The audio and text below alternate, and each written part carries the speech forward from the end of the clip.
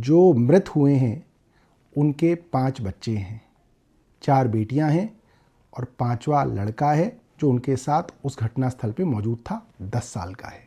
10 वर्षीय बेटे ने चीखना चिल्लाना शुरू किया, मदद की गुहार लगाई।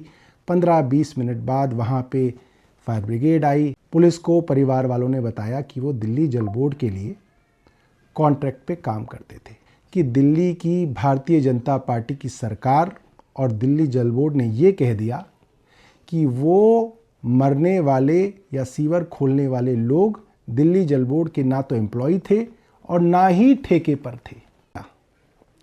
सरकार ने भी पल्ला झाड़ लिया, मगर जो आदमी आज गुजर गया अपनी 4 लड़कियों और 1 लड़के को छोड़ के, उसके परिवार को 1 रुपए का मुआवजा भी नहीं मिलेगा। केजरीवाल जी इस्तीफा दीजिए। जिन बच्चों की मौत हुई है, मैं दिल्ली सरकार से मांग करता हूँ, इन बच्चों के परिवारों को, इन युवकों के परिवारों को 1 करोड़ रुपए का मुआवजा दिया जाए। नमस्कार दोस्तों, आज के अखबार में एक छोटी खबर छपी है मगर दुखद है, उसके बारे में आज चर्चा करेंगे।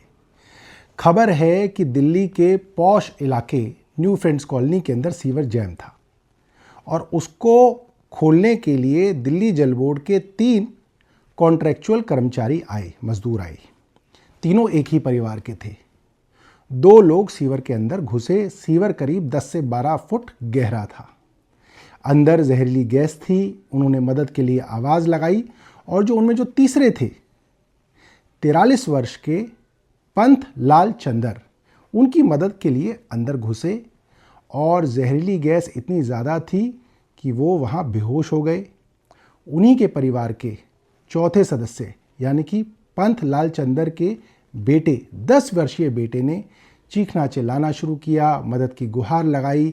15-20 मिनट बाद वहाँ पे फायर ब्रिगेड आई, निकाला गया। देखा कि 10 वर्ष के बच्चे के पिता पंथ गुजर गए हैं। दूसरा आदमी गंभीर रूप से घायल है, अभी भी अस्पताल के अंदर है, सीरियस बताया जाता है। इसके बाद पता चला कि जो मृत हुए हैं उनके 5 बच्चे हैं, 4 बेटियां हैं और 5वां लड़का है जो उनके साथ उस घटनास्थल पे मौजूद था, 10 साल का है। पुलिस को परिवार वालों ने बताया कि वो दिल्ली जल बोर्ड के लिए कॉन्ट्रैक्ट पे काम करते थे। इस तरीके की घटनाएं दिल्ली में होती हैं। कई बार लापरवाही होती है, कई बार लापरवाही बड़े अफसरों की होती है, कई बार नहीं भी होती, क्योंकि पब्लिक का प्रेशर दिल्ली जल बोर्ड के कर्मचारियों के ऊपर काफ़ी होता है। अगर सीवर बंद हो जाए तो किसी भी हालत में उसको खुलवाने का प्रेशर भी अधिकारियों के ऊपर होता है। लिहाजा ये कहना बहुत मुश्किल है कि किसकी लापरवाही थी और किसको इसके लिए सज़ा होगी।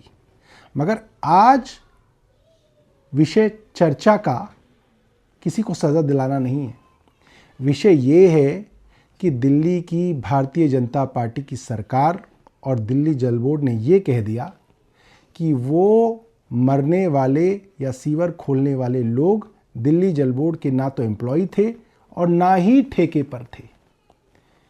इससे दिक्कत ये होगी कि दिल्ली जल बोर्ड ने तो अपनी जिम्मेदारी से पल्ला झाड़ लिया, सरकार ने भी पल्ला झाड़ लिया, मगर जो आदमी आज गुजर गया अपनी 4 लड़कियों और 1 लड़के को छोड़ के, उसके परिवार को 1 रुपए का मुआवजा भी नहीं मिलेगा। उसके परिवार का क्या होगा? मैं चाहता हूं भारतीय जनता पार्टी इस तरीके के विषयों में थोड़ी गंभीरता से सोचे। और मैं ये भी कहना चाहता हूं, ऐसा नहीं है कि भारतीय जनता पार्टी को इस बारे में पता नहीं है। मैं ऐसे कई उदाहरण आपको बता सकता हूं जब इस तरीके की घटनाओं के अंदर किसी की मृत्यु हुई और प्राइवेट सेप्टिक टैंक खोलते हुए प्राइवेट लोगों की मृत्यु हुई, मगर उस पर भी भारतीय जनता पार्टी ने दिल्ली में खूब हंगामा किया और मृतकों के लिए 1-1 करोड़ रुपए की मांग करी। और यहाँ पे तो दिल्ली जल बोर्ड का सीवर खोलते वक्त दिल्ली जल बोर्ड के कॉन्ट्रैक्चुअल काम करने वाले मजदूरों की मृत्यु हुई, मगर इस पे पल्ला इस तरीके से झाड़ लिया गया ताकि 1 रुपया भी मुआवजा उस गरीब के परिवार को ना मिले। ये शर्मनाक बात है। मैं आपको वो उदाहरण बताता हूँ जब पहले इस तरीके की दुर्घटनाएं होती थी और भारतीय जनता पार्टी उस पर क्या कहती थी।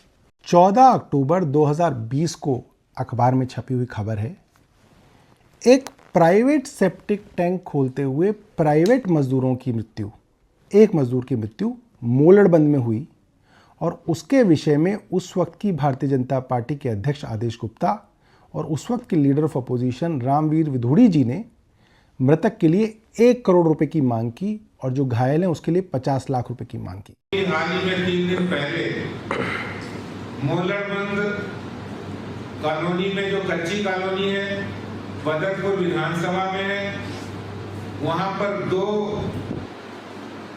युवकों की जान गई है। वो सेप्टिक टैंक की सफाई कर रहे थे। इस बात का जिम्मेदार कौन है कि 2 होनहार जवान अपने परिवार के कुल दीपक, उनको उनकी मृत्यु हुई है। एक जीवन और मौत से लड़ रहा है अस्पताल में। इस बात के जिम्मेदार केजरीवाल जी हैं। केजरीवाल जी इस्तीफा दीजिए।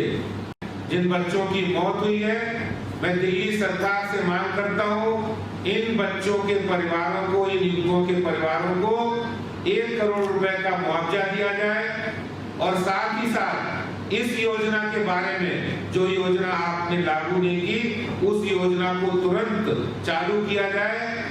ये तब था जब जो सीवर साफ किया जा रहा था वो सरकारी नहीं था और जो एम्प्लॉय थे वहां पे, जो लोग कर रहे थे, वो भी सरकारी नहीं थे, ना कॉन्ट्रेक्चुअली थे, कुछ थे।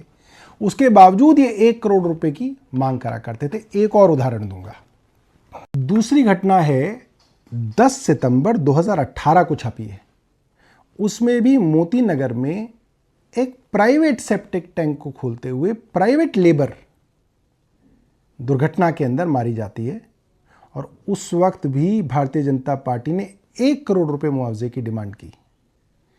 आज इस बात को मैं इसलिए कह रहा हूं क्योंकि ये मृत्यु जिसके बारे में मैंने आपको बताया, जिसकी वजह से एक आदमी की मृत्यु हुई और दूसरा आदमी इस वक्त सीरियस है अस्पताल में, 5 बच्चे छोड़ के वो आदमी गया है, वो दिल्ली जल बोर्ड का सीवर साफ कर रहा था। न्यू फ्रेंड्स कॉलोनी में बाकायदा दिल्ली जल बोर्ड का सीवर साफ करते हुए मरा है और दिल्ली की भारतीय जनता पार्टी की सरकार ने कह दिया वो अनऑथराइज्ड तरीके से अंदर घुस गए थे, उनका दिल्ली जल बोर्ड से कोई लेना देना नहीं है। आप सोचिए क्या ये संभव है? एक परिवार के 3 लोग श्रीनिवासपुरी की झुग्गियों से आते हैं और श्रीनिवासपुरी से आके वो न्यू फ्रेंड्स कॉलोनी का सीवर इतवार की शाम को खोलते हैं और उसके अंदर घुस जाते हैं और वो अपनी मर्जी से कर रहे थे। दिल्ली जल बोर्ड का सीवर कोई अपनी मर्जी से क्यों साफ करेगा? और जब पुलिस कह रही है, उसका परिवार कह रहा है कि ये दिल्ली जल बोर्ड के लिए कॉन्ट्रैक्ट पे काम करते थे, तो क्या वो झूठ बोल रहे होंगे? और अगर उन्होंने नहीं बुलाया, दिल्ली जल बोर्ड ने उन्हें नहीं बुलाया, तो किसने बुलाया? किसी ने तो बुलाया होगा, कोई तो जिम्मेदार होगा। क्या इस तरीके से भारत की राजधानी के अंदर एक सरकार इतनी संवेदनहीन हो सकती है कि किसी की मृत्यु के ऊपर जिम्मेदारी से पल्ला झाड़ने के लिए आप ये कह दें कि ना उनको किसी ने बुलाया, हमें नहीं पता वो क्यों आए, और वो दिल्ली जल बोर्ड के सरकारी सीवर को क्यों साफ कर रहे थे वो हमें नहीं मालूम।